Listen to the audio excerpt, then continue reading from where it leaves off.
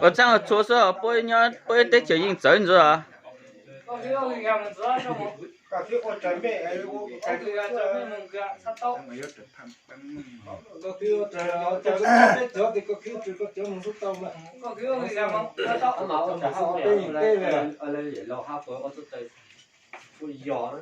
có mà có hứaจะตั้งตั้งมาไม่ตึกซื่อได้ยังก็hứaจะตั้งตั้งมาก็รู้ว่าเขาอะไรการจะแท้叫我上台叫这样个只在自己自家什么古人。Hello， mà nhà tôi còn đó hả? Được đó. Nhà đầu tiên là bài toán. Hello. Ô, đầu tiên là bài toán đâu? Được đó. Hello mà. Được đó. Thời gian là gì chuẩn bị đặt sang đây hổ, cái này toàn tự tập hai của tự cha mà của là phải mà sáng giờ mới xong sáng là của mà tí à tao phải chơi rồi của chỉ lo tất sự không phải không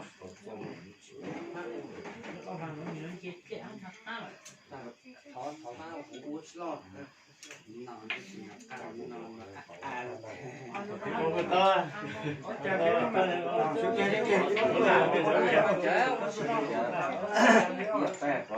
bằng ô tô mà đó ô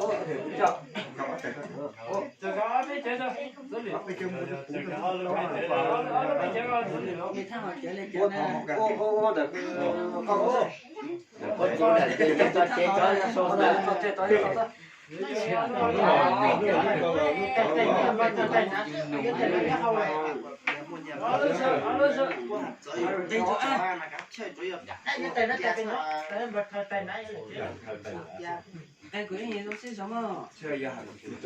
Cái đó hay. Bây giờ cái. Có tôi dùng bằng lốc cổ cả.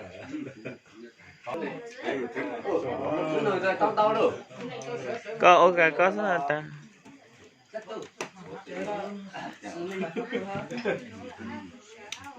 Con nào mà tao đầu tiên đồng bạc thế là chỉ rồi à.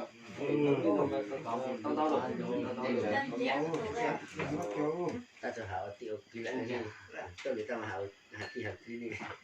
Được tao nhiều tiền nhiều cứ tao nó xíu nữa thì nên là cứ tao đó được. Tên là cái xưa Oleh teman le olu chủ á cho mong nó tôi là nó cho tao nó mà chỉ đi ra nó tôi còn sau lúc nó mò sửa lớp lên Alo. mà số olu chủ gia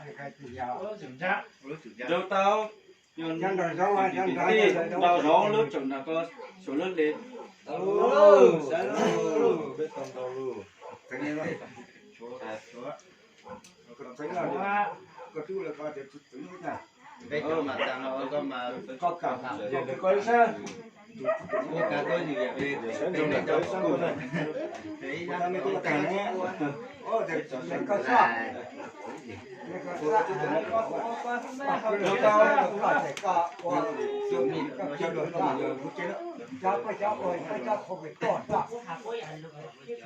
dạ ông có cha con tôi sao这里ông có cha这里ông có cha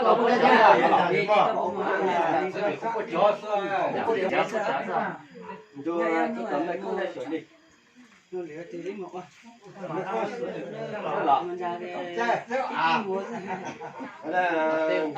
thắt chó này sửa đi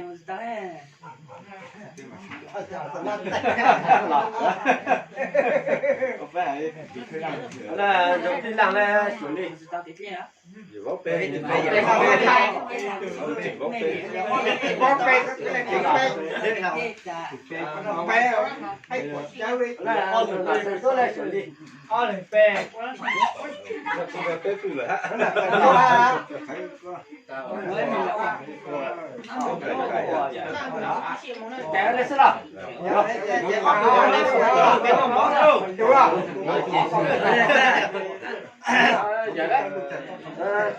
Thế của cho được cho được cái nó học chết Đây là một